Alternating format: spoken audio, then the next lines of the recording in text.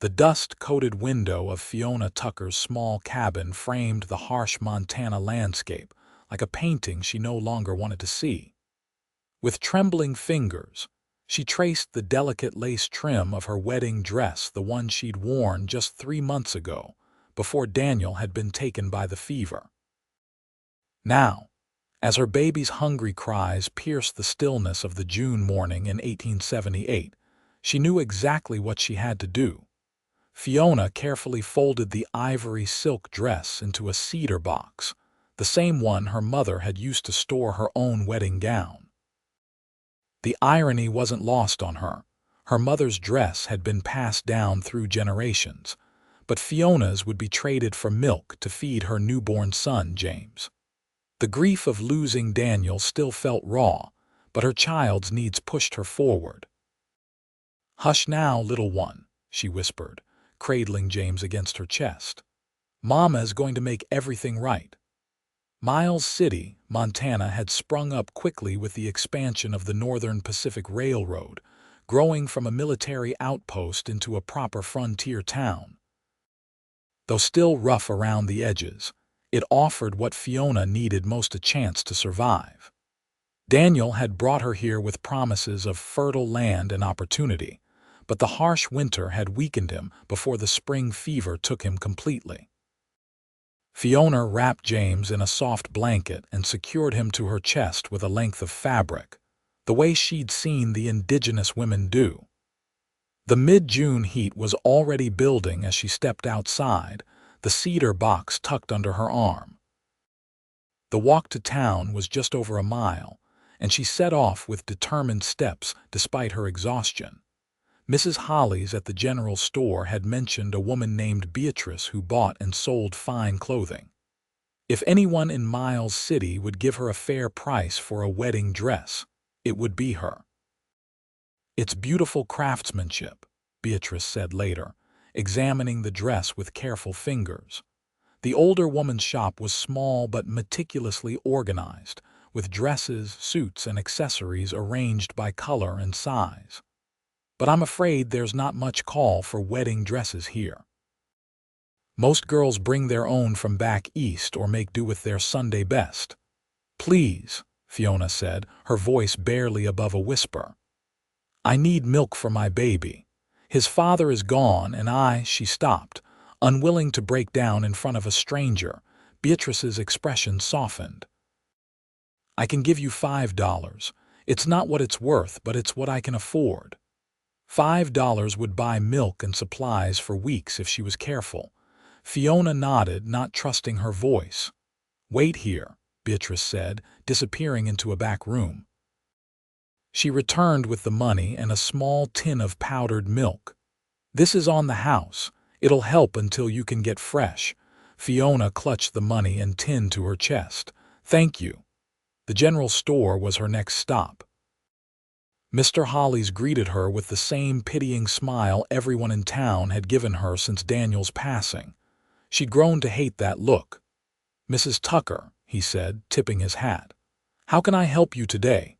"Milk," she replied. "And some flour and beans, please." She was carefully counting coins when the store door swung open, bringing with it a gust of dusty air and the imposing figure of a man she didn't recognize. Tall and broad-shouldered, he removed his hat as he entered, revealing sun-streaked brown hair.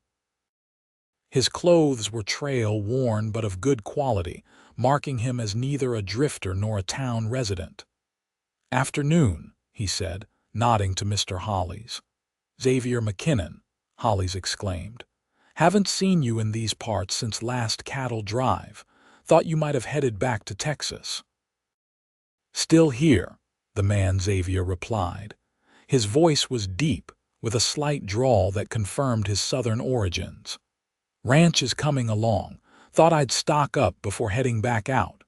Fiona turned her attention back to her purchases, securing the milk in her basket first. James began to fuss, and she gently rocked him, whispering soothing words. "That'll be $2.35, Mrs. Tucker," Mr. Holly said. Fiona counted out the money carefully, aware of the stranger's presence behind her. When she finished, she turned to leave, but the man Xavier had moved to block the narrow aisle, his arms full of supplies. "Pardon me," she murmured, trying to step around him. "Sorry, madam," he said, shifting to let her pass. As he moved, his eyes fell on her basket, then to the baby at her chest. Something flickered across his face, recognition, perhaps, though Fiona was certain they'd never met. Outside the store, Fiona paused to adjust James's blanket. The milk was heavy in her basket, but it was a welcome weight. With careful management, she could make it last while she figured out what to do next. Daniel had left her the cabin and land, but little else. She would need to find work soon. The door opened again, and Xavier McKinnon emerged, his arms loaded with supplies. He nodded to her politely before heading toward a sturdy bay horse tethered nearby. Fiona watched him for a moment before turning toward home. That night, after James had been fed and put to bed in his makeshift cradle, Fiona sat by the window, staring out at the stars. The emptiness of the cabin pressed in around her. She thought of her wedding dress, now gone, and felt a peculiar sense of relief. The dress had been a reminder of dreams that had died with Daniel's dreams of building a life together in this wild country. She was halfway through her morning chores the next day when she heard hoofbeats approaching. Visitors were rare at the Tucker homestead, especially now that Daniel was gone. Fiona wiped her hands on her apron and stepped outside, shading her eyes against the morning sun. Xavier McKinnon sat atop his bay horse, a small crate secured behind his saddle. He removed his hat as she approached. "Mrs. Tucker," he said, "I hope I'm not intruding." "Do we know each other, Mr. McKinnon?" she asked, puzzled by his appearance at her home. "No, madam." "Mr. Hollis mentioned your situation when I asked after you yesterday. I've brought something that might help." He dismounted and retrieved the crate. "Fresh milk from my ranch and some eggs and cheese. The cow's producing more than I can use, and it seemed a shame to waste it." Fiona stared at the crate, then back at him, suspicion creeping in. She'd received her fair share of charitable offerings from men who expected something in return. "That's very kind, but I couldn't accept. It's not charity," he interrupted, seeming to read her thoughts. "Consider it neighborly. My ranch is just over the ridge, about 5 miles east." Before she could protest further, he set the crate down on her porch and mounted his horse again. "I'll be by once a week with fresh milk if that suits you." "Why would you do this for a stranger?" Fiona asked, her voice catching. Xavier's expression was unreadable. "Because someone once did something similar for my sister when she was in a tight spot. Good day, Mrs. Tucker." He rode away before she could respond, leaving Fiona staring after him with the crate of supplies at her feet. True to his word, Xavier appeared the following week with fresh milk. This time, Fiona invited him to stay for coffee. They sat on her small porch, the conversation initially awkward but gradually easing into something comfortable. "How long have you been in Montana territory?"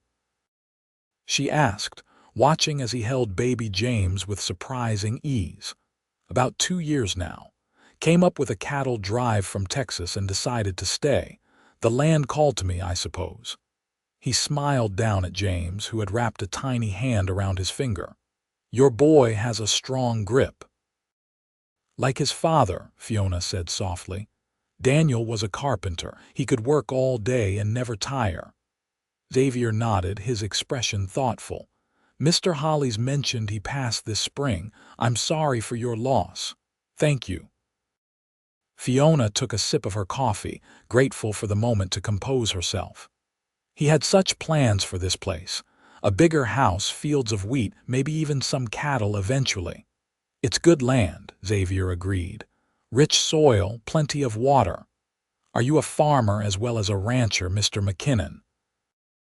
"Xavier, please," he corrected gently. And no, not much of a farmer. Cattle are my business, but my mother taught all her children to recognize good earth when they saw it. The visits became a weekly occurrence. Xavier would arrive with milk, and sometimes other supplies, a repaired tool, seeds for her garden, a book he thought she might enjoy. Fiona found herself looking forward to these visits, to the adult conversation, to watching James smile and coo in Xavier's arms. By mid-August, Fiona had established a small vegetable garden and begun taking in mending work from town. The extra income, combined with Xavier's regular deliveries of milk, meant she and James were surviving, if not thriving. But the coming winter loomed large in her thoughts. "You're fretting," Xavier observed one afternoon as they sat on the porch. The August heat was oppressive, but a light breeze made it bearable. "Just thinking about winter," Fiona admitted. "The cabin needs work to withstand the cold, and I'm not sure I can manage it alone." Xavier was quiet for a moment. "I could help," he finally offered. "Bring some of my ranch hands over. We could shore up the walls, fix that roof, cut enough firewood to see you through." "I couldn't ask that of you," Fiona protested, though the offer filled her with relief. "You didn't ask." "I offered." His blue eyes held her steadily. "Friends help each other, Fiona. Friends." The word felt both right and somehow inadequate.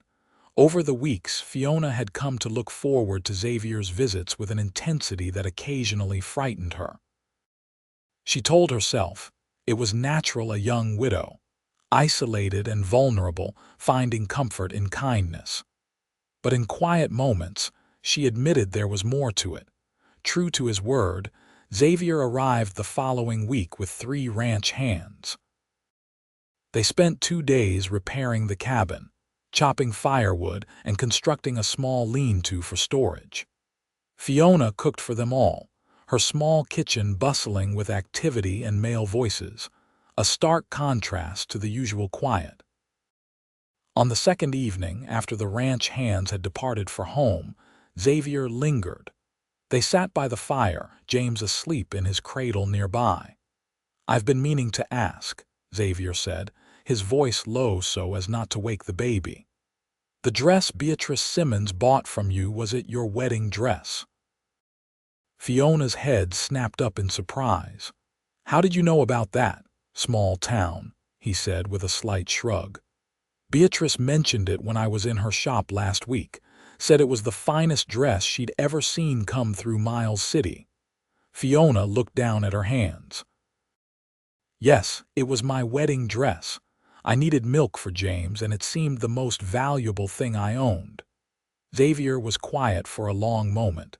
"You shouldn't have had to sell something so precious." "It's just a dress," Fiona said, though the words caught in her throat. "James is what matters." The following week, Xavier's visit included an unexpected announcement.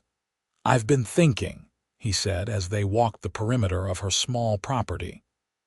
"My foreman's wife is expecting their 3rd child, and she's looking for help with the older 2.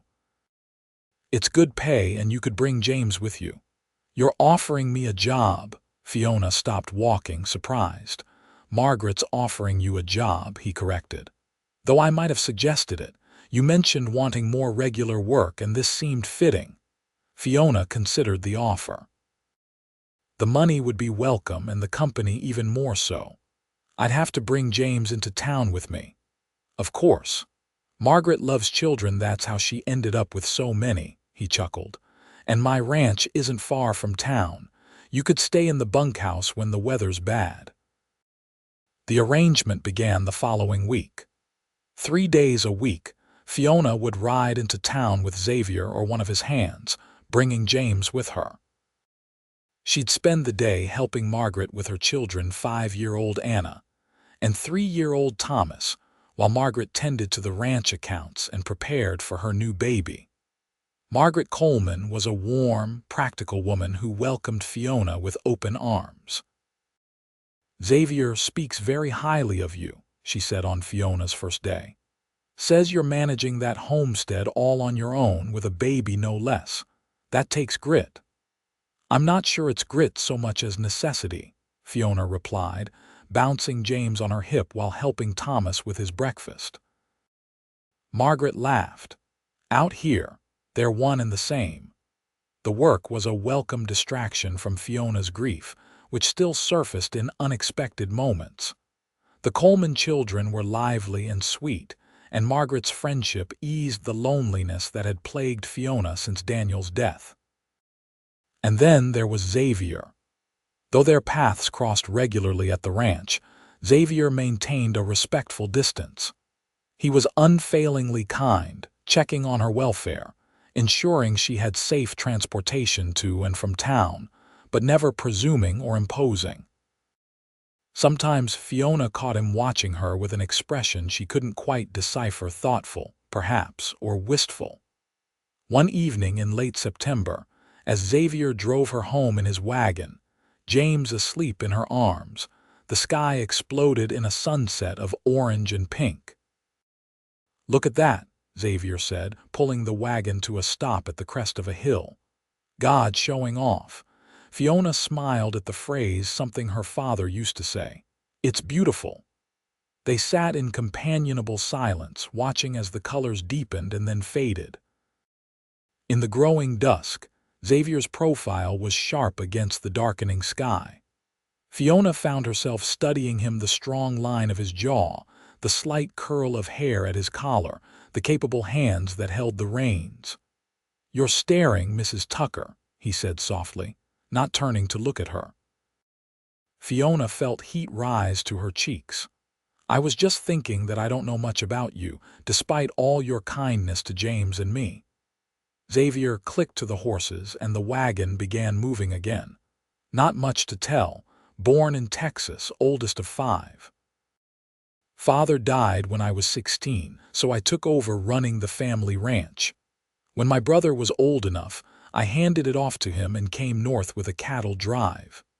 "You left your family behind?" Fiona asked, surprised. "They weren't alone." "My brother William married a good woman and my sisters were all settled with families of their own. Mother passed the year before I left." He glanced at her. "Sometimes a man needs to find his own path. And did you find your path?" The question hung between them as the wagon rolled down the hill. Finally, Xavier said, "I'm still looking, I suppose, but Montana feels right in a way Texas never did." As autumn deepened, bringing with it crisp mornings and golden afternoons, Fiona found herself settling into a rhythm that, if not happy, was at least content. James was growing stronger every day. Her work with the Colemans provided steady income, and her garden had yielded enough vegetables to preserve for winter. And then there was Xavier, whose presence in her life had become a comfort she was reluctant to examine too closely. It had been just over 6 months since Daniel's death, and while the sharp edge of grief had dulled, Fiona still wore her wedding ring and considered herself a widow in mourning. Yet she couldn't deny the flutter in her chest when Xavier arrived at her cabin, or the way her eyes sought him out when she was at the ranch. These feelings brought both guilt and confusion. Was it disloyal to Daniel to notice another man's smile, to find comfort in his company? One crisp October afternoon, as Fiona and Margaret were hanging laundry in the ranch yard, Margaret broached the subject that Fiona had been avoiding. "Xavier seems to have taken quite a shine to you," she said casually, pinning a sheet to the line. Fiona concentrated on the shirt in her hands. "He's been very kind." "Kind," Margaret repeated, giving Fiona a knowing look. "That man rides 5 miles out of his way every week to bring you milk, offers you work, repairs your cabin. That's more than kind, Fiona." "He feels sorry for me," Fiona said, though she didn't entirely believe it. "A widow with a baby is a pitiful sight," Margaret snorted. "Xavier McKinnon doesn't do pity. If he's helping you, it's because he wants to, not because he feels obligated." Fiona didn't respond, but Margaret's words stayed with her. That evening, when Xavier offered to drive her home, she accepted with a strange nervousness fluttering in her stomach. The ride was quiet, the autumn twilight settling around them like a blanket. James slept peacefully in Fiona's arms, his small face relaxed in slumber. "Margaret says you're planning a barn raising next month," Fiona said, breaking the silence. "That's right. Before the snow sets in." Xavier glanced at her. "You and James should come. It'll be a proper gathering: food, music, dancing if the weather holds." "Dancing," Fiona repeated, the word feeling foreign on her tongue. "I haven't danced since." She trailed off, memories of her wedding day surfacing unexpectedly. Xavier seemed to understand. No obligation, just an invitation. As they approached her cabin, Fiona made a decision. "I'd like to come," she said. "To the barn raising. James and I both would." Xavier's smile was warm in the gathering darkness. "I'm glad." The day of the barn raising dawned clear and cold, the November sun bright but offering little warmth. Fiona dressed James in his warmest clothes, a small woolen jacket she'd made from one of Daniel's old shirts, a knitted cap from Margaret, and a blanket to wrap him in. For herself, she chose her best dress, a dark blue cotton with a fitted bodice and full skirt. She hesitated over her wedding ring, then left it on. Some transitions couldn't be rushed. Xavier arrived to collect them mid-morning, his wagon already half full with supplies for the day: extra tools, a basket of food, blankets for the cooling afternoon. "You look lovely," he said simply as he helped her into the wagon. The ranch was bustling with activity when they arrived. Men were already at work on the barn's frame, their voices carrying in the clear air as they called instructions and jokes to one another. Women had set up tables near the main house, preparing food and organizing supplies. Margaret greeted Fiona with a warm embrace, her pregnancy now visibly showing. "I'm so glad you came. Come help me with these pies while the men show off their building skills." The day passed in a blur of activity. Fiona helped with food preparation, nursed James, and even found herself recruited to pass tools up to the men working on the barn roof. By mid-afternoon, the frame was complete, and the first boards were being nailed in place for the walls. As dusk approached, lanterns were lit, casting a warm glow over the yard.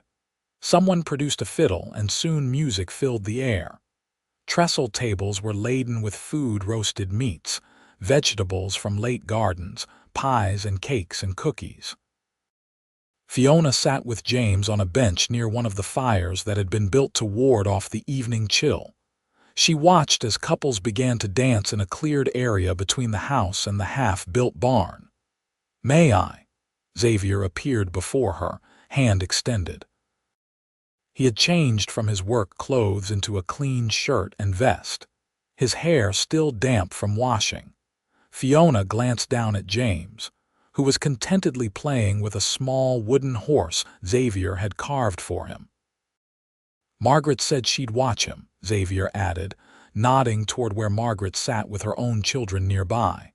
"Just one dance." Fiona hesitated, then placed her hand in his. "Just one." The fiddle player struck up a lively reel, and Xavier led her into the circle of dancers. It had been so long since Fiona had danced that she felt awkward at first, her feet stumbling to find the rhythm. But Xavier was patient, his hand firm at her waist, guiding her through the steps. As they moved through the dance, something loosened in Fiona's chest, a tightness she hadn't realized she'd been carrying. The music, the firelight, the sound of laughter around her, it all combined to create a moment of joy she hadn't thought possible just months ago. One dance became two, then three. When a slower tune began, Xavier drew her closer, his hand warm against her back. They weren't speaking, but something was being communicated all the same in the way he held her, careful but certain, and in the way she allowed herself to be held. "I should check on James," Fiona said finally, as the song ended. Xavier nodded, releasing her but staying close as they walked back to where Margaret sat with the children.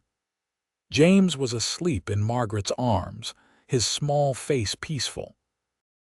"He's been an angel," Margaret said, carefully transferring the sleeping baby to Fiona. "Watch the dancing until his eyes couldn't stay open anymore." The evening continued around them, but Fiona and Xavier remained by the fire, James sleeping between them. They talked quietly about the ranch, about the coming winter, about books they'd read and places they'd seen. Simple conversation, but it felt significant somehow, as if they were laying groundwork for something neither was ready to name. As the celebration wound down and families began to leave, Xavier helped Fiona gather her things.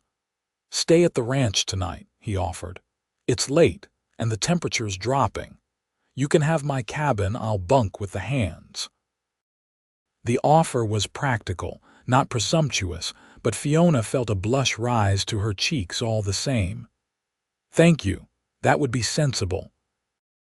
Xavier's cabin was small but well built, with a stone fireplace, a sturdy bed, and shelves lined with books, more books than Fiona had seen outside a proper library. "You're welcome to any of them," Xavier said, noticing her interest as he built up the fire. "I'll be back in the morning to drive you home." Alone in the cabin, with James sleeping in a makeshift cradle Xavier had quickly assembled, Fiona explored the space. It was a bachelor's home, sparse but comfortable. The books revealed an educated mind: history, philosophy, poetry, and practical guides to ranching and animal husbandry. On the small table beside the bed, a framed photograph caught her attention, a family portrait, formal but warm. A seated woman with Xavier's same blue eyes, surrounded by 5 children of varying ages. Xavier stood at the back, already tall and broad-shouldered though clearly young, perhaps 16 or 17. His hand rested protectively on his mother's shoulder. Fiona replaced the photograph carefully. It was a glimpse of the man behind the quiet strength. She'd come to rely on a boy who'd shouldered responsibility early, who'd put family first, who valued knowledge despite the practical demands of ranch life. She slept soundly that night, wrapped in blankets that smelled faintly of pine and leather of Xavier. The morning brought a surprise snow, the first of the season, dusting the ground and clinging to tree branches. Fiona watched it through the cabin window, James cradled against her shoulder, and felt a strange peace settle over her. A knock at the door announced Xavier, bearing fresh milk and warm bread. "Winter's saying hello," he said, stamping snow from his boots. Nothing serious yet, but a reminder of what's coming. They shared breakfast in the cabin, the fire crackling cheerfully in the grate. Afterward, Xavier drove them home through the light snow, the world transformed into something magical and pristine. At her cabin, Xavier helped bring in wood for her fire and made sure she had everything she needed. As he prepared to leave, Fiona found herself reluctant to see him go. "Xavier," she said, stopping him at the door. "Thank you for everything." He turned, his expression serious. "You don't need to thank me, Fiona."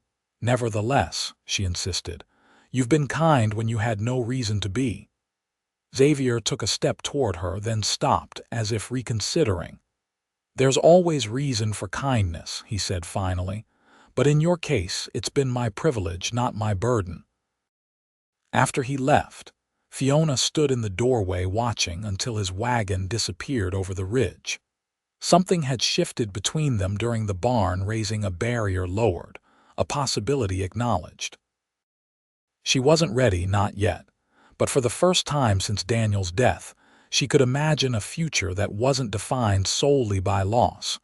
The weeks leading up to Christmas were filled with preparation. Fiona continued working for Margaret, whose baby was due in early January. The ranch was quieter as winter settled in, cattle requiring less active management and more routine feeding. Xavier still visited her cabin regularly, bringing milk and other supplies.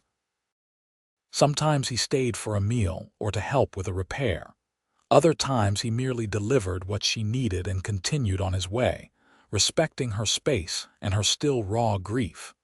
One snowy afternoon in mid-December, Xavier arrived with his wagon more heavily laden than usual. "What's all this?" Fiona asked as he began unloading boxes and parcels onto her porch. "Christmas is coming," he said simply. "Thought you and James might need a few things." The few things turned out to be a feast of small ham, flour, sugar, dried fruits, coffee, and even a tin of hard candies. There was also a small wooden horse for James, intricately carved and smoothed to a satin finish, and a package wrapped in brown paper that Xavier handed to Fiona with unusual shyness. "This is too much," she protested, overwhelmed by his generosity. "It's Christmas," he repeated, as if that explained everything. "Open it later." That evening, after James was asleep, Fiona carefully unwrapped the package. Inside was a book, a collection of poetry by Tennyson, bound in soft leather. Inside the cover, Xavier had written in a neat, careful hand, "For Fiona, may these words bring comfort when company cannot. XM." Fiona traced the inscription with her fingertip, touched by the thoughtfulness of the gift. She hadn't mentioned her love of poetry to Xavier, yet somehow he'd known.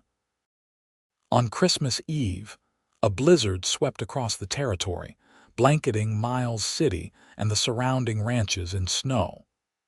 Fiona watched it through her window, grateful for the sturdy repairs Xavier and his men had made to the cabin. The wind howled, but inside, the fire burned steadily and James slept peacefully in his cradle. She thought of Xavier, alone in his cabin on the ranch. Had he traveled to town for Christmas celebrations? Was he with friends? The thought of him facing the holiday alone troubled her. Christmas morning dawned clear and blindingly bright, the storm having passed in the night. Fiona wrapped James warmly and stepped outside to check her small stable, where she kept the cow Xavier had insisted on loaning her for the winter. She was halfway to the stable when she heard the crunch of snow, someone approaching on horseback. Heart pounding, she turned to see Xavier emerging from the tree line, his horse pushing through snow that reached its chest in places. "Merry Christmas," he called, his voice carrying in the still, cold air. "Xavier, what are you doing out in this?" Fiona hurried toward him as he dismounted, leading his horse the final distance to her cabin. "Couldn't let you and James spend Christmas alone," he said, his cheeks red from cold. "Brought a few things." "You're mad," Fiona said, but she was smiling as she helped him lead the horse to the stable. "The snow is 3 feet deep in places, closer to 4 in some drifts," Xavier agreed cheerfully. "Luckily, thunder here is part mountain goat."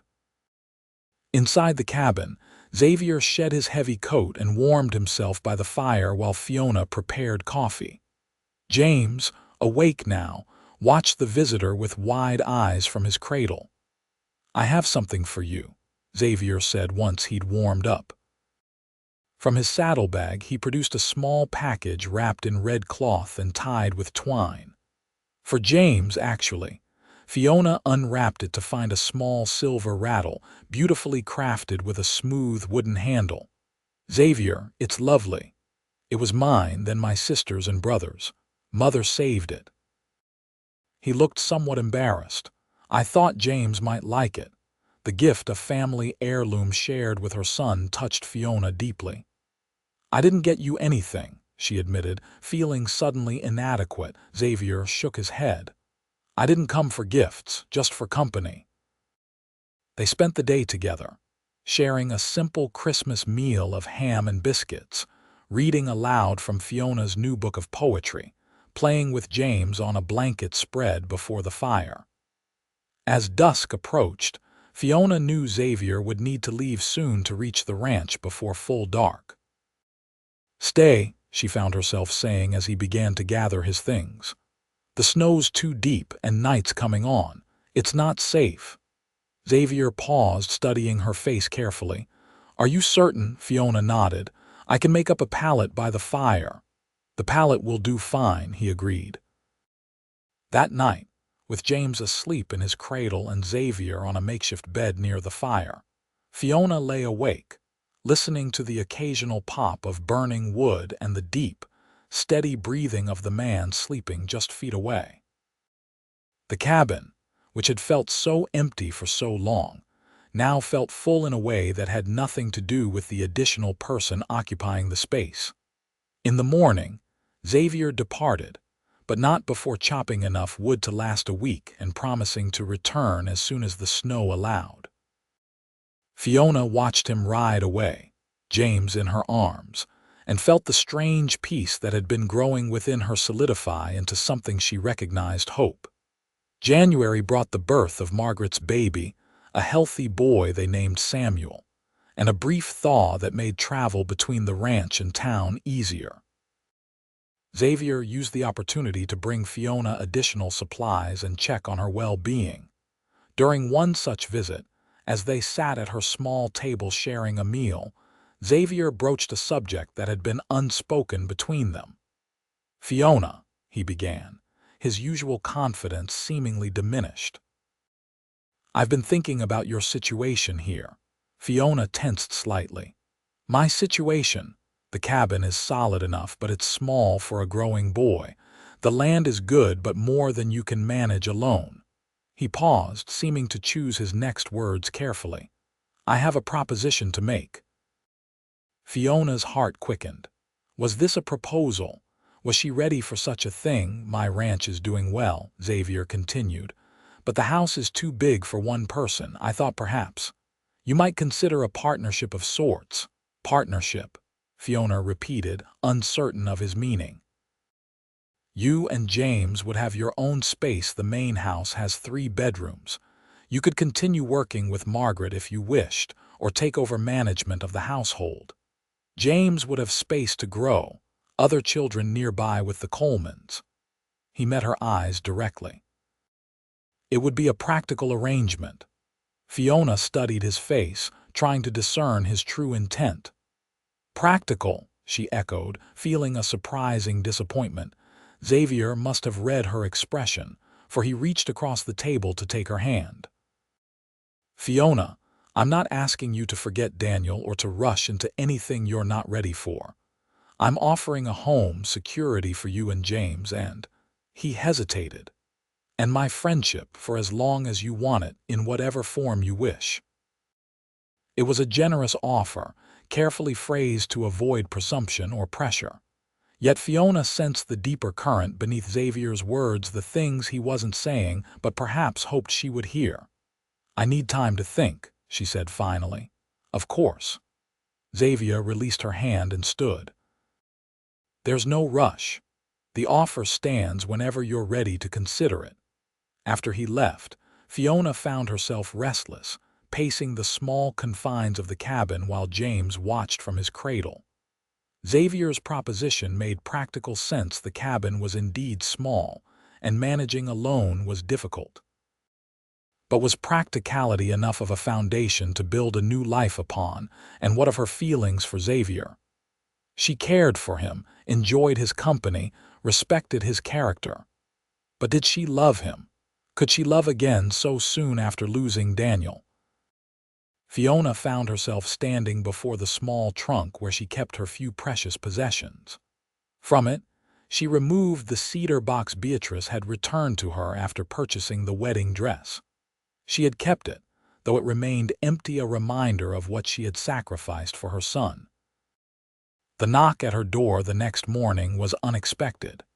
Xavier usually gave her several days between visits, but when she opened the door, it wasn't Xavier standing there but Beatrice Simmons, the woman who had purchased her wedding dress months ago. "Mrs. Simmons," Fiona said, surprised. "Please come in."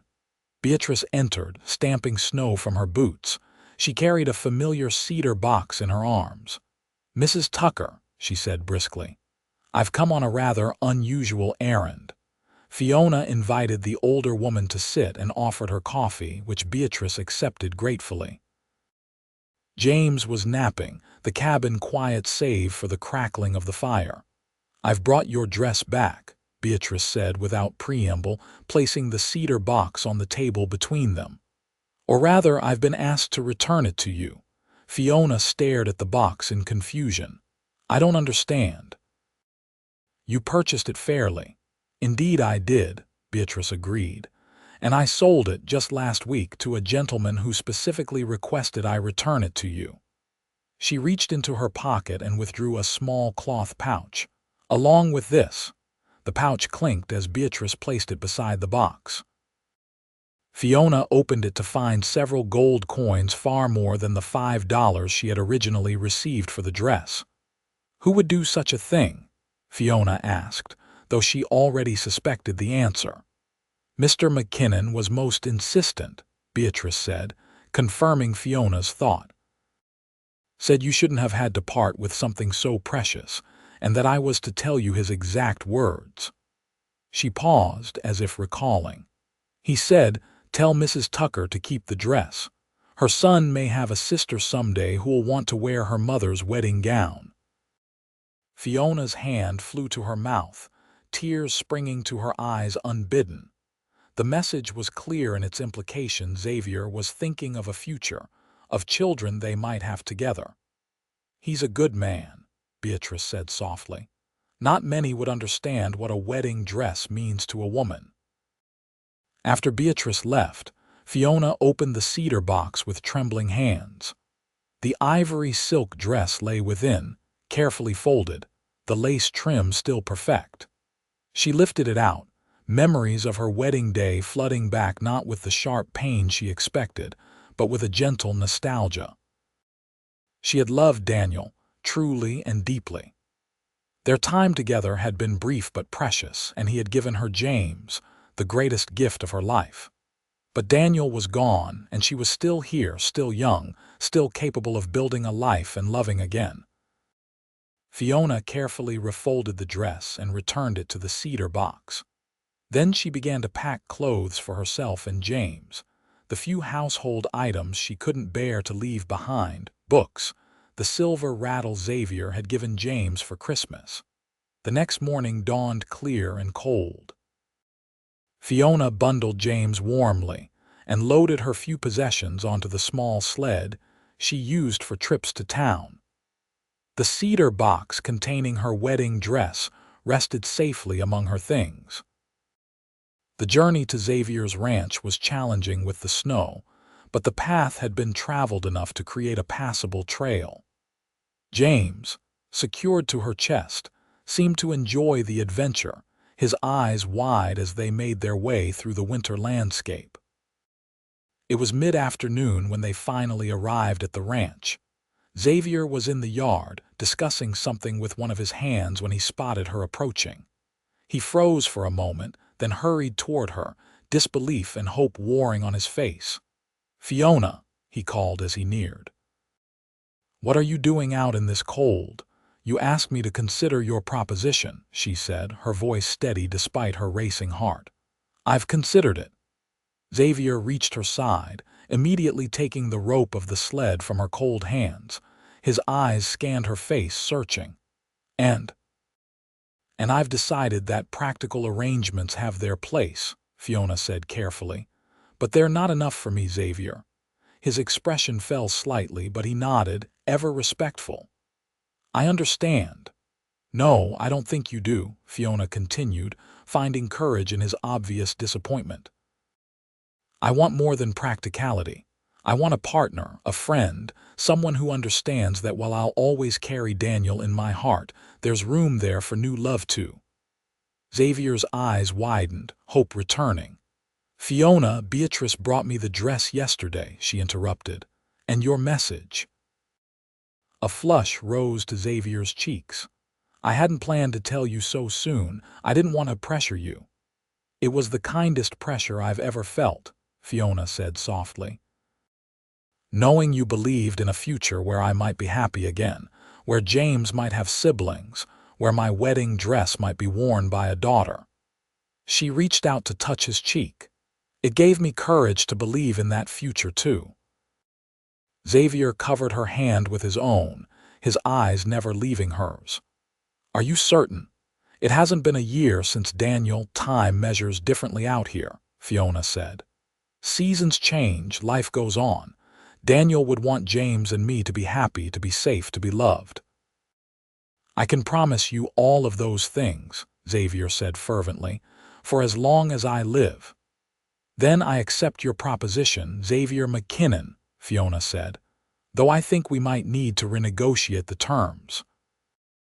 Xavier laughed, a sound of pure joy, and then, with a questioning look that Fiona answered with a nod, he leaned down to kiss her gently at first, then with growing confidence as she responded. James, bundled between them, made a small sound of protest at being squeezed, causing them both to break apart, laughing. "Come inside," Xavier said, taking the sled rope in one hand and placing his other at Fiona's back.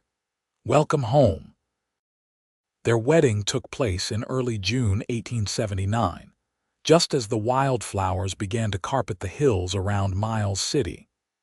It was a small affair. The Colemans and their children, a few of Xavier's ranch hands and their families, Beatrice Simmons, and the minister from town. Fiona wore her wedding dress, the ivory silk, now carefully altered by Beatrice to reflect the current fashion and Fiona's changed figure after James's birth. James, now a year old and taking his first tentative steps, was held by Margaret during the ceremony. They exchanged vows beneath an arch of wild roses on the ranch property, with the mountains in the distance and the vast Montana sky above them. Xavier's voice was steady as he promised to cherish Fiona and raise James as his own. Fiona's voice trembled slightly as she pledged herself to this man who had shown her that life could begin again after devastating loss.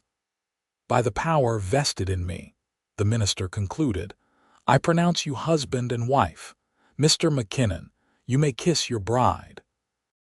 Xavier's kiss was gentle but full of promise, a beginning, not an ending. The celebration afterward was joyful, with food and music and dancing that continued well into the evening. As dusk fell, Xavier led Fiona away from the gathering to a small rise overlooking the ranch. "Happy?" he asked, his arm around her waist. "Very," Fiona replied, leaning into him. "Though it feels strange to be so happy when a year ago I thought I never would be again." "The heart has an amazing capacity for healing," Xavier said, pressing a kiss to her temple, "and for expanding. Your love for Daniel doesn't diminish your love for me, or mine for you." Fiona turned to face him fully. "How did you become so wise, Xavier McKinnon?" "By falling in love with a woman who taught me that true strength isn't about never falling, but about rising again afterward," he replied seriously. "You amaze me, Fiona, every day." They returned to the celebration hand in hand, rejoining their guests for more dancing and laughter. Later, when the party had wound down and they retired to the main house, now truly their home, Xavier surprised Fiona with one final gift. On their bedroom dresser sat the cedar box that had once held her wedding dress. But now, nestled inside on a bed of soft fabric, was a silver locket. "Open it," Xavier encouraged. Inside were two tiny portraits, one of Daniel, taken from a photograph Fiona had kept, and one of Xavier, facing each other across the locket's divide. "So you can carry both the men who love you," Xavier explained. "And so James will always know his father's face." Tears filled Fiona's eyes as she clasped the locket around her neck. "Thank you for understanding," she whispered. "Always," Xavier promised, drawing her into his embrace. The years that followed brought changes both expected and surprising. The ranch prospered under Xavier's careful management, allowing them to expand their holdings and build a larger home as their family grew. James thrived, developing a special bond with Xavier that honored his birth father's memory while celebrating the man who raised him day by day. In the spring of 1880, Fiona gave birth to their first child together, a son they named Thomas Daniel McKinnon. He was followed 2 years later by a daughter, Elizabeth, whose arrival prompted Xavier to build a special cedar chest to hold Fiona's wedding dress, preserved for the day his daughter might wish to wear it. Life on the frontier remained challenging: harsh winters, dry summers, the constant work of maintaining a ranch in territory still being settled. But Fiona and Xavier faced these challenges together, their partnership strengthened by mutual respect and deepening love. Sometimes, on summer evenings when the children were asleep and the day's work was done, they would sit on the porch of their home, watching the sun set over the land they both loved. In these quiet moments, Fiona would often touch the locket at her throat and offer a silent thanks to Daniel for the love they had shared and the son he had given her, and to whatever twist of fate had brought Xavier McKinnon to her door with milk for her baby and, eventually, healing for her heart. And occasionally, when the conversation turned to the early days of their relationship, Xavier would remind her with a smile. It all started with a wedding dress sold for milk and a stubborn cowboy who couldn't bear to see something so precious lost. To which Fiona would always reply, "No, it started with kindness freely given and received. The rest was just good fortune." Good fortune indeed, to have found love not once but twice in a hard land that demanded much, but gave back in equal measure to those strong enough to endure its challenges. Fiona Tucker McKinnon had endured, had rebuilt, had opened her heart when grief threatened to close it forever. And in doing so, she had created a legacy of love that would sustain her family for generations to come, a legacy as lasting and beautiful as the wedding dress now safely stored away, waiting for new beginnings yet to come.